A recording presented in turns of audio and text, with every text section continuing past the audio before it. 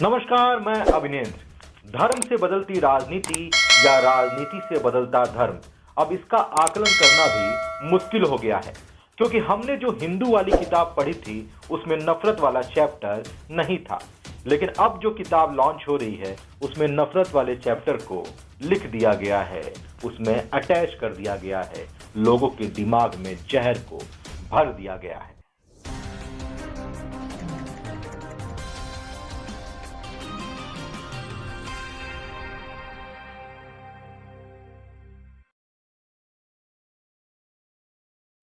अमेठी से हमारे सहयोगी वीरेंद्र सिंह ने एक रिपोर्ट भेजी है, आपको देखना चाहिए। जिंदाबाद जिंदाबाद जय श्री राम जय श्री राम जय श्री राम जय श्री राम। हिंदुस्तान का हिंदू अगर एक बार जाग गया ना तो ये दाढ़ी यहाँ से नोच के यहाँ पीछे चुटिया बना देगा। जय जय श्री राम। और हिंदुस्तान में रहना है तो राधे राधे कहना पड़ेगा, और वरना बंटवारे के समय जो सब पाकिस्तान गए थे आप भी चले जाइए, यहाँ कोई जरूरत नहीं है। यह वीडियो अमेठी जनपद के तिलोई क्षेत्र के पूरे मोहनी बसंतपुर का है। वही अमेठी जनपद जहां की सांसद हैं स्मृति ईरानी, और इस वीडियो में जो शख्स हिंदुत्व की परिभाषा समझा रहे हैं उनका नाम है शरण सिंह। यह भारतीय जनता पार्टी के विधायक हैं। ये अपनी राजनीति को चमकाने के लिए हिंदुत्व का दुरुपयोग कर रहे हैं और तालियां बजा रही है वहां बैठी जनता। क्या इस तरह की राजनीति समाज के लिए सुखद है या विध्वंसकारी?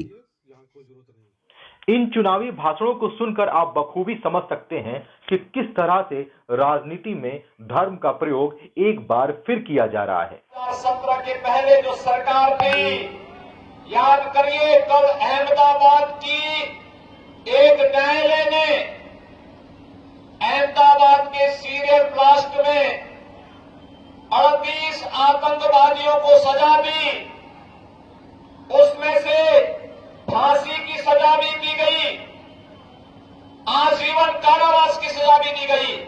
और भाइयों बहनों, उत्तर प्रदेश के भी उसमें से कुछ आतंकी थे, और उनमें से एक आतंकवादी का परिवार तो समाजवादी पार्टी के राष्ट्रीय अध्यक्ष के साथ समाजवादी पार्टी को वोट मांगते हुए देखा है। हमने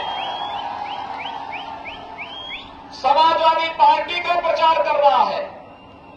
आप अनुमान कर सकते हैं, सपा नई हवा है, वही सपा है। सपा का हाथ साथ,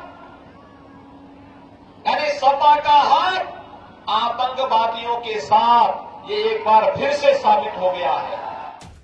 चुनावी राजनीति में आतंक और आतंकवादी के आरोप ने दोनों छोर के नेताओं को एक्सपोज कर दिया है। बताने की जरूरत नहीं कि आतंक की ये किस्से काल्पनिक नहीं है।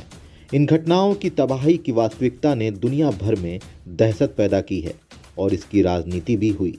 उस राजनीति का सारा आधार गलत नहीं कहा जा सकता, लेकिन आतंक के नाम से गलत आधार पर भी राजनीति हुई, यह जरूर कहा जा सकता है। गुजरात के अहमदाबाद में 26 जुलाई 2008 को सबसे बड़े आतंकी हमले के 13.5 साल बाद विशेष अदालत ने देश की सबसे बड़ी सजा सुनाई, जिसमें 38 आतंकियों को सजाए मौत और 11 को आजीवन कैद की सजा सुनाई गई। सजा पाने वालों में 7 आतंकी आजमगढ़ के निवासी हैं। इनमें से 6 को फांसी की सजा हुई है, जबकि 1 को आजीवन कारावास। लेकिन अब इस घटना में राजनीति का तड़का लग चुका है। कानपुर में एक चुनावी सभा को संबोधित करते हुए योगी आदित्यनाथ ने आतंकी के पिता का संबंध समाजवादी पार्टी से बता दिया है। इन आरोपों के पीछे का तथ्य क्या है, इसे लेकर किसी को कोई मतलब नहीं है। आरोप लगाकर किसी के बारे में धारणा बना देना ही राजनीति हो गई है। इसका भी एक बैकग्राउंड है। आप जानते हैं कि नेताओं के बनाए इस धारणा के कारण आतंकी बताकर कितने बेकसूर नौजवानों का एनकाउंटर किया गया था। सुप्रीम कोर्ट ने कितने ही नौजवानों को 20-20 साल जेल में रहने के बाद बेकसूर पाया और बरी किया था। नेता भी इसका इस्तेमाल केवल राजनीति में करता है। जब खुद पर आरोप लगता है तो नेता लोग आहत हो जाते हैं। जिस तरह से पुलिस के लिए किसी को आतंक के नाम पर मार देना खेल हो गया था, उसी तरह से नेताओं के लिए किसी को आतंकवादियों का समर्थक बता देना खेल हो गया है। चुनावी मंच से अब धर्म और राष्ट्रवाद की बातें की जा रही हैं। यदि आपने विकास की बातें की होती तो आपको धर्म और राष्ट्रवाद की बातों को करने की जरूरत नहीं पड़ती। लेकिन जनता को भी तो धर्म चाहिए, जनता को भी तो जाति चाहिए, क्योंकि अब तो यह चुनाव जातिगत समीकरण में भी बढ़ गया है। धर्म की बात हो रही है तो जाति की बात भी होनी शुरू हो चुकी है। यदि जनता विकास को देखकर अपने मत का प्रयोग करती तो इन नेताओं को कभी धर्म और जाति का सहारा नहीं लेना पड़ता। हमारे सामने वही नेता नजर आते जो विकास का कार्य कर रहे होते। हिंदू, सिख, बौद्ध, जैन, ईसाई, पारसी समेत सभी माइनॉरिटी को यहाँ पर नागरिकता देने का रास्ता प्रशस्त हो रहा है। मैं इस बिल को फाड़ता हूँ, ये हिंदुस्तान को तोड़ने की कोशिश करता हूँ। India has passed a new law that will make it easier for non-Muslim minorities from neighboring countries to gain Indian citizenship.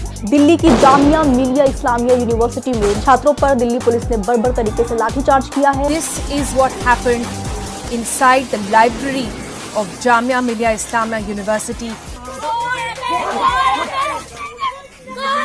ना हिंदू खतरे में है, ना मुसलमान खतरे में है। धर्म का चश्मा हटाओ, पूरा हिंदुस्तान खतरे में है। उत्तर प्रदेश में विधानसभा चुनाव शुरू होते ही अखबार के पन्ने राजनीतिक भाषणों से पटे पड़े हैं। अखबार के पन्नों में कहीं माफिया की बात हो रही है तो कहीं आतंकवादी की तो कहीं दंगों की, लेकिन विकास की बात शायद ही कहीं नजर आ रही है। पूर्वांचल में मुख्यतः 3 अखबार प्रचलित हैं। गाजीपुर के हिसाब से देखें तो यहाँ पर भी 3 ही अखबार प्रचलित हैं। सर्कुलेशन के आधार पर बात करें तो गाजीपुर में एक अखबार का सर्कुलेशन करीब 16,000, एक का करीब 12,000 और एक का करीब 4,000 के आसपास है। यानी गाजीपुर में जो अखबार आता है उसमें सबसे ज़्यादा पढ़ने वालों की संख्या 16,000 की है। यानी 16,000 लोग अखबारों को पढ़ते हैं और विज्ञापन जाता है लाखों में। लेकिन सत्य यही है कि खबरों का आधार भी अखबार ही है। इन अखबारों के बिना भी खबरें अधूरी रहती हैं। ऐसे ही एक अखबार में आज एक खबर छपी कि उत्तर प्रदेश सरकार को सुप्रीम कोर्ट ने नोटिस जारी किया है कि 274 नोटिस वापस कर वसूल की गई राशि को भी लौटाना होगा। यह नोटिस CAA प्रदर्शन के लिए जारी किया गया था। सुप्रीम कोर्ट ने यूपी सरकार से नागरिकता संशोधन अधिनियम यानी CAA विरोधी आंदोलन के दौरान सार्वजनिक संपत्तियों को नुकसान पहुंचाने के आरोपियों से भरपाई के लिए वसूली रकम वापस करने और जब्त संपत्तियों की बहाल करने का आदेश दिया है।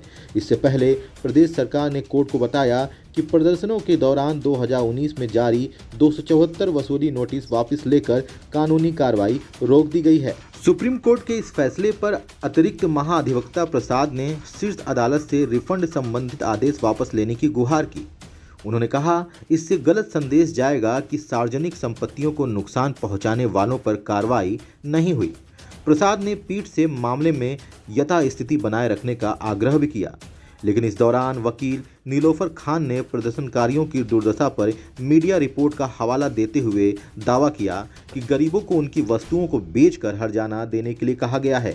पीठ ने कहा, जब सभी नोटिस व कार्रवाई वापस ले ली गई है तो आरोपी से वसूली भी वापस होगी। अब उत्तर प्रदेश सरकार के इस निर्णय पर जो सुप्रीम कोर्ट ने फटकार लगाई है, इसको कभी भी नेता मंच से नहीं बताएंगे। वो तो केवल आतंकवादियों और माफियाओं की बात करेंगे। विकास की बातें होती हैं, लेकिन उनका आधार भी बहुत कमजोर रहता है। जो लोग गर्मी निकालते फिर रहे हैं, वो पहले चरण के बाद ही ठंडे पड़ गए उनके समर्थक और नेता। और अभी मैं हमीरपुर आया था, झांसी के कार्यक्रम मैंने किए थे। अभी आपके बगल में कार्यक्रम करके गया हूं मैं, हमीरपुर, महोबा और झांसी। जो समर्थन मिला है उसके बाद तो भारतीय जनता पार्टी के नेता कार्यकर्ता सुन्न पड़ चुके हैं। देखते हैं इस विधानसभा चुनाव में और आगे क्या होता है। तब तक आप देखते रहिए ABT न्यूज। धन्यवाद।